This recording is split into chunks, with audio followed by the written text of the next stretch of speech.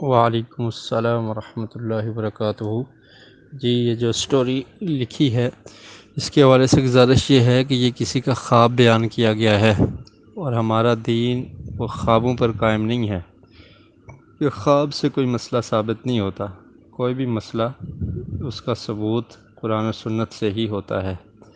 کسی مسئلے پر کوئی دلیل دینی ہو کہ یہ کام کرنا جائز ہے تو اس پر آپ قرآن سے کوئی دلیل دیں گی یا حدیث سے کوئی دلیل دیں گی یا صحابہ کے عمل سے کوئی دلیل دیں گی۔ تو اس طرح کسی نے خواب دیکھا، اس کے خواب میں فلاں آیا اور اس نے یہ عمل کیا، تو یہ کوئی دلیل نہیں بنتی بات۔ اور اس طرح تو ہر روز کتنے لوگ خواب دیکھتے ہیں، اور ان کو دین سمجھ لیا جائے تو پھر تو دین میں اپنے پاس سے بہت ساری چیزیں ایجاد ہو جائیں گی۔ رہی بات یہ کہ قبر پہ جا کر قرآن مجید پڑھنا، اس کا ثبوت ہمیں قرآن و سنت سے نہیں ملتا کہ قبرستان میں جا کر آپ قرآن مجید کی تلاوت شروع کر دیں اور پھر اس کا ثواب جو قبرستان میں مدفون لوگ ہیں، اہل قبرستان ہیں، ان کو دے دیں۔ اس کا ثبوت کہیں بھی نہیں ملتا، اس کے بارے میں کوئی صحیح روایت نہیں ہے۔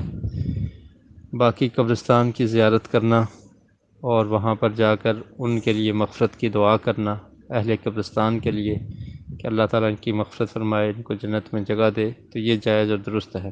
وہ کسی دن بھی جایا جا سکتا ہے، جمعہ کے دن کو اسپیشل کرنا یہ درست نہیں ہے۔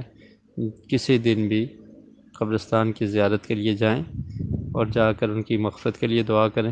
اس سے انسان کو اپنی موت بھی یاد آتی ہے، اور جو اہل قبرستان ہیں ان کے لیے دعا بھی وہ کر سکتا ہے۔